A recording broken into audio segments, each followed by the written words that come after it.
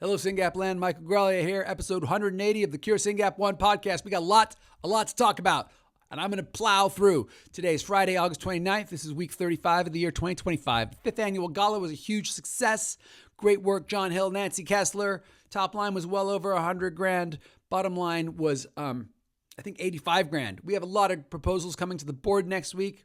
$85,000 gets us closer to funding one more proposal. So excellent work. If you're like, man, I should have gone, I wanted to help, you can still come to the Boston event, the Beacon of Hope, the inaugural Beacon of Hope, September 12th in Boston. Last day to buy tickets, September 3rd. I will be there and be speaking. Please join us. Scramble for SynGAP if you're a golfer down in Greer, South Carolina, October 4th. Very exciting, but not as exciting as what's going on in Lisbon, Portugal right now. The International Epilepsy Congress, the 36th International Epilepsy Congress from the International League Against Epilepsy, where SRF globally is represented by Katrine Deckers, chair of SRF EU, Jaime Aranda, who is on the board of SRF US and very active in SRF EU, and the infamous Vicky Arteaga, who is the head of Fondo SynGAP SRF in Latin America, and just excellent people. I share a link from Vicky there pointing out that SRF does have a booth at IEC, booth 17. Come and say hi to us if you're at the International Epilepsy Congress. Learn about SynGAP. If you're a doctor and you have kids with SynGAP, come and talk to us. A lot happens at these conferences, guys. Bexicaserin will be sharing an update. I put a summary of their press release in the show notes, but the punchline is an open label extension for one of their trials on Bexicaserin. Median reduction of countable motor seizures was almost 60%, with over half of participants experiencing reductions of over 50% compared to baseline. Those are good numbers. And remember, until we get a disease-modifying therapy, an ASO or a gene therapy that can actually make the brain make more SynGAP, we need to use the best possible medicines. And unfortunately, for insurance reasons and cost reasons, we very often use first-generation meds when the second and third generations meds that are more specific and better for our kids. The way to get access to some of these drugs is to get into these trials. So what was Longboard and is now Lundbeck has Bexicaserin, and Praxis also has the Emerald study. So guys, all these studies are on our page, curesyngap1.org/resources/studies. Go look for these trials. If your child has countable motor seizures, which I fully understand, many of our kids do not, get into these trials. And also I want to give Vicky Arteaga a shout out. As you know, I love Vicky very much, and her leadership in SRF has just been amazing. She had a great post on LinkedIn, links in the show notes, where she reflected on, I think it was August 28th, which was the day she was diagnosed, or her daughter was diagnosed, but the whole family really gets diagnosed. And that was in 2018. By the way, that's also the year I got diagnosed. And Vicky has showed up. She called me one day. She said, I like what you're doing, but you're not doing it in Latin America. I'm going to do it in Latin America. I said, go for it. Let's call it Fondo. We did it. And Vicky has become just a global leader in the rare disease movement, in the epilepsy movement, and in the Latin America patient advocacy scene. So check out that post. And if you have a chance, just say something nice to Vicky. She's such an amazing leader. Speaking of amazing, the SynGAP Research Fund has 275 people on Citizen Health. 275 people on Citizen Health. If you are in the U.S. and you have not signed up for Citizen Health, get yourself on the platform, people. It is an important platform. I've explained this before. You get your medical records collected. You have access to them. They have this cool little AI chat bot that helps you organize your data and answers questions for you and makes all these things. And that data is organized and then licensed to industry, who uses that to design trials, which is happening right now. Oh, and by the way, they share back some of the revenue with you, the patient, directly, and with SRF. It's really an amazing platform, and we love it, and I use it, and we should all be on Citizen Health. Costs you nothing, makes your life easier, gets all the data that's been generated in your historical clinical visits into the hands of industry, who is trying to make a better medicine for our drugs. This is different, I will say, than the prospective natural history study PROMIS. So PROMIS is prospective, Citizen is retrospective. Which one should I do, Mike? Both. Let's get all the data into the hands of people who can use it to make better medicines, because then we can do great things. Speaking of great things, I'm going to, there'll be a press release about this at some point in time, but the Developmental Synaptopathies Consortium has been renewed. This is a large grant from the NIH to a bunch of universities to get diseases ready for clinical trials.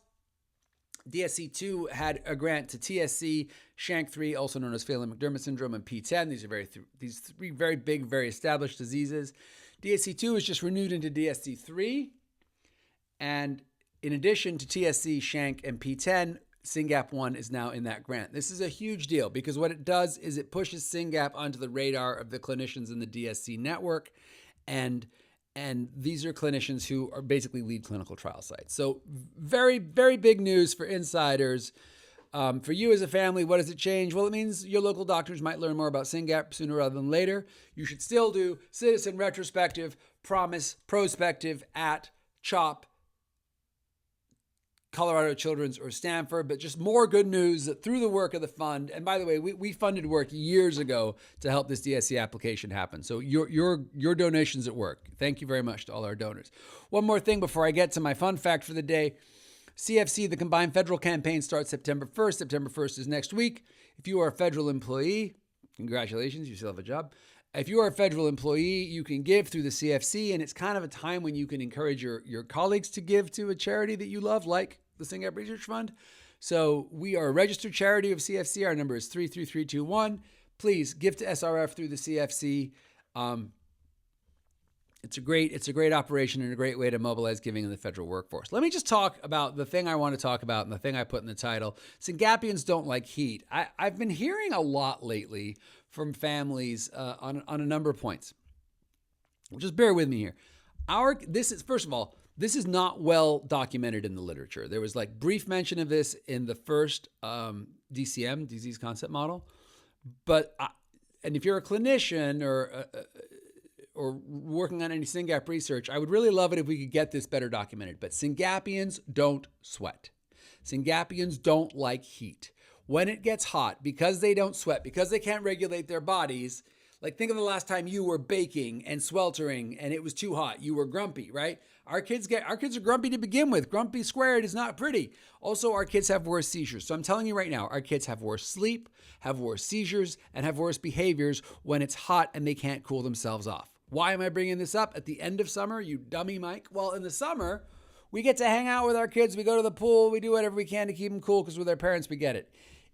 Right now, in the fall, we're giving our kids to the schools, and the schools aren't tuned into this. This is the last thing they're thinking about. They're thinking about seizures, thinking about elopement, they're thinking about behaviors, but they're not thinking about, holy smokes, that kid is red. And what they're missing is there's no sweat on that kid's body because our kids don't sweat. Why do we need to think about this? Well, you got to ask your school, hey, is the room air conditioned? No, the air conditioning's broken. We haven't fixed the air conditioning. We don't have air conditioning, blah, blah, blah. Fine. I want a fan on my kid. We can't do that. Yeah, you can. You put it in the IEP.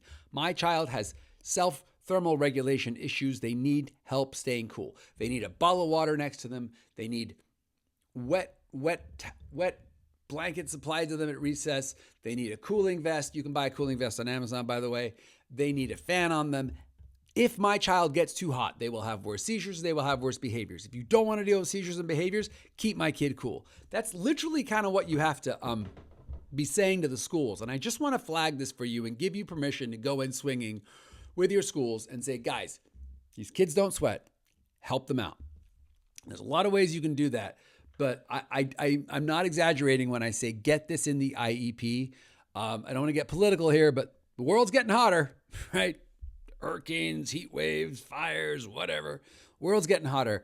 And it's just one of many ways that our kids are suffering more and more in this heat. So make sure that the people you are trusting with these precious Syngapians understand this and understand that it is the humane thing to do is to help our children stay cool. And anything from, water at the desk, cooling vest, fan, turning on the AC, etc., keeping them in the shade. You got to do it. All right, let's wrap it up. Conference is 96 days, guys. It's going to be an amazing conference. It's going to be an amazing conference. Trust me on this one. Please come to the Beacon of Hope on September 12th, but definitely come to the conference in Atlanta at the beginning of December. PubMed, by the way, is at 39 publications for SynGAP. Here we are in week 35. I really love this trend. I think we're going to have a record year. There's a biobank. Please, if you and your Syngapian haven't given samples at the biobank, definitely come to the conference and give it there. You have to pre-register. Check out the link. But otherwise, there are conferences around the country you can go to. We always need more volunteers. LinkedIn and YouTube, this is where we connect with industry and where we connect with each other. Please make sure you're following us on LinkedIn and YouTube. Links from the show notes. Follow our stuff, like our stuff, share our stuff, tell people. If you're newly diagnosed family webinar September 9th. We've got resources. This is a podcast. Give it 5 stars. Thanks so much for listening. This has been episode 180.